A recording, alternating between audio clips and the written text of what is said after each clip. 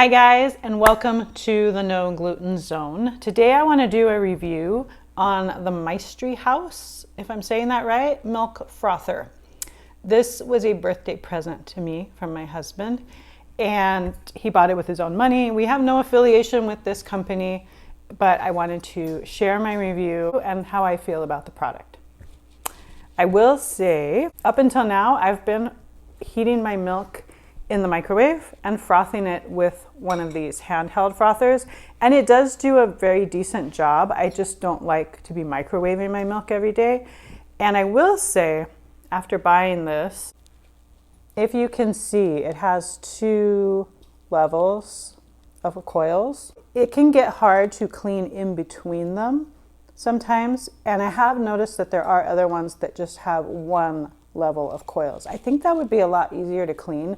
So if you are looking for this type of frother, I would highly recommend just getting one with one level of coils. So this has the base, and then the pitcher comes out, and it has a really snug fitting lid. This is just a really durable plastic. And then this goes inside. This is the little frother.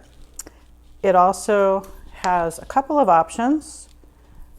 This can be added on, and it looks very much like the little handheld frother. And then you can also add this one on. Now it says in the instruction book, it says when you're using it with just this, it says you can use this to make flat whites or lattes. Then if you add this piece on, it says you can use it to make flat whites, lattes, and cappuccinos. And then when you add this one on,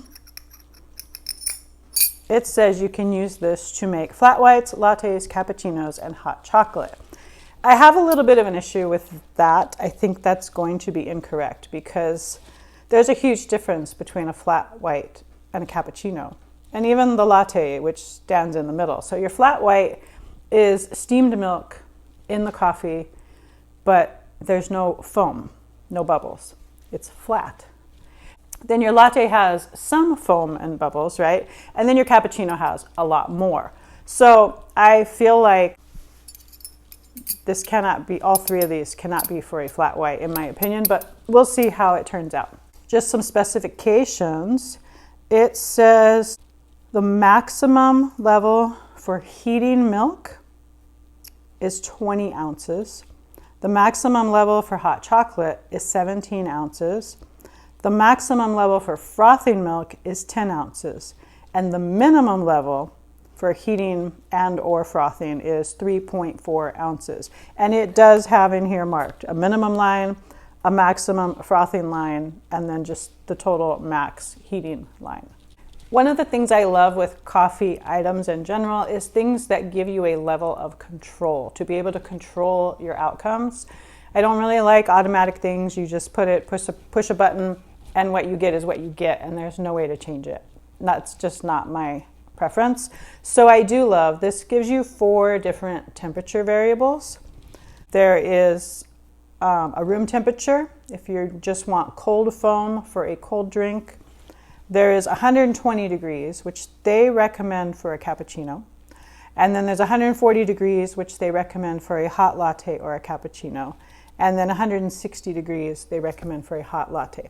I know myself, I know I like my milk as hot as possible without scorching. So I am just going to test everything on the 160 degree setting. I'm just going to test it with the 3 different frother options, but at 160 degrees, and we'll compare those 3. One final word is it came with the base, it came with the pitcher and the lid and the frothing unit, and then it came with the little instruction manual and just a little quick guide. And then it came with this. I really don't know. You can take the sponge out of the tongs. I don't know. I assume it's something to clean. I'm not really sure, and there's no mention of it anywhere in the instruction booklet. So this is a mystery. I don't know. Okay, so I'm going to start. I am going to be using organic whole milk. That is what I always use in my coffee. And I'm just going to do these to the minimum line so that they're all done with the same milk, the same volume of milk, just using the 3 different frothing options. And then we'll compare them and see what we get. It does say to let the unit rest and cool down for about 15 minutes in between using. I will be doing that off camera, but just so you are aware that it does have that need.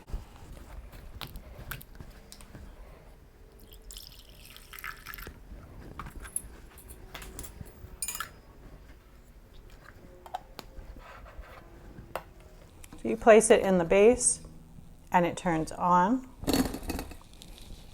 And I have it on 160 degrees and I'm going to push the power.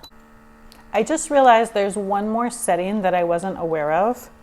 There is an option if you want low speed for normal milk froth, medium speed for rich milk froth, or high speed for extra rich milk froth. I'm going to do these on high speed because I like a lot of froth, but I was not aware of that option until right now.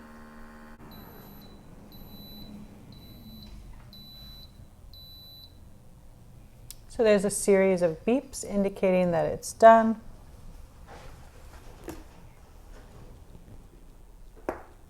The lid is not hot to touch, which is nice. And the little silicone tip on here is also not hot to touch. And I'm going to pour it right here.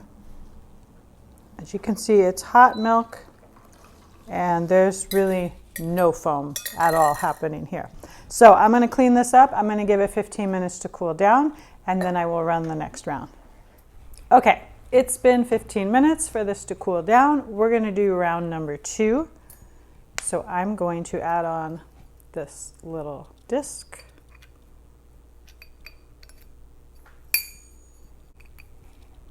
I'm going to put my milk.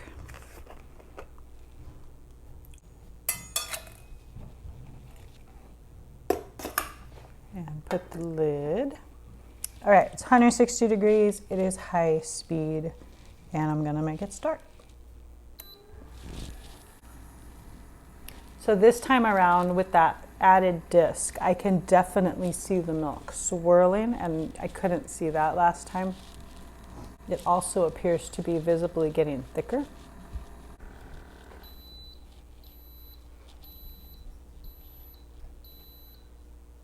So it does 5 beeps. I counted them this time, signaling that it is done.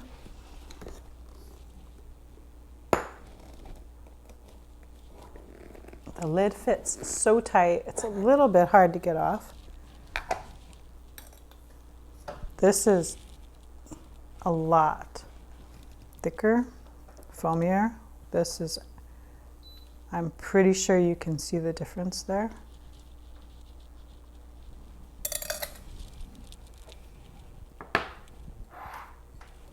All right, I'm gonna clean up, give it 15 minutes, and we'll be back to do the next one.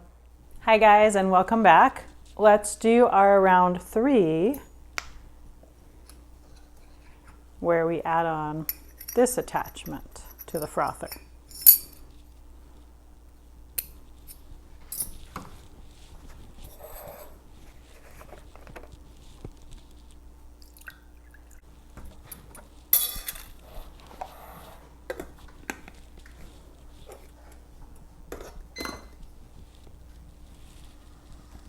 So it's 160 degrees. It is on the high speed, and I'm going to start.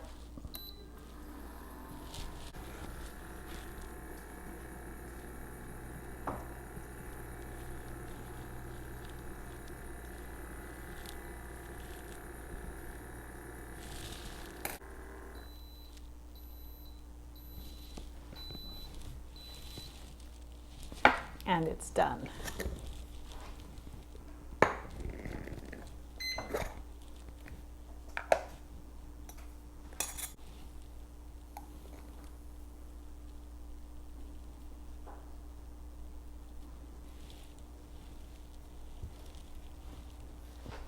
Okay, so you can see it was all the same amount of milk. This one There are little tiny bubbles at the surface. But aside from that, there's really no foam in here.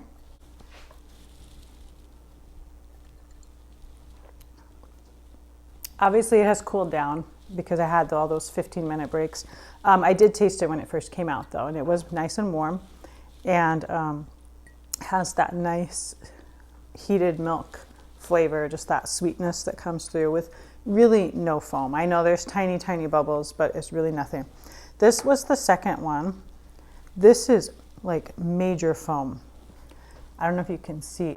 This is far more foam than I was able to achieve with my handheld frother.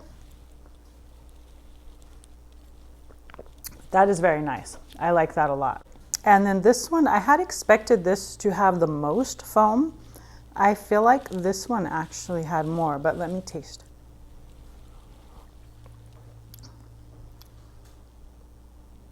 Yeah, this one actually has the most foam. This does have foam sitting on top, but it's a smaller layer.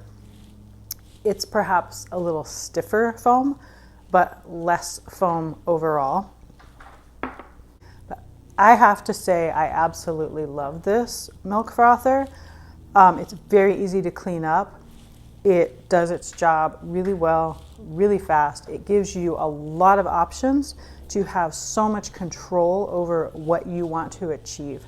This is hands down just amazing in my opinion, and I highly recommend this product. If you have one, please leave comments below on how you like it. And if you do get one, you can leave me comments and let me know then. Have a great day, guys. God bless you.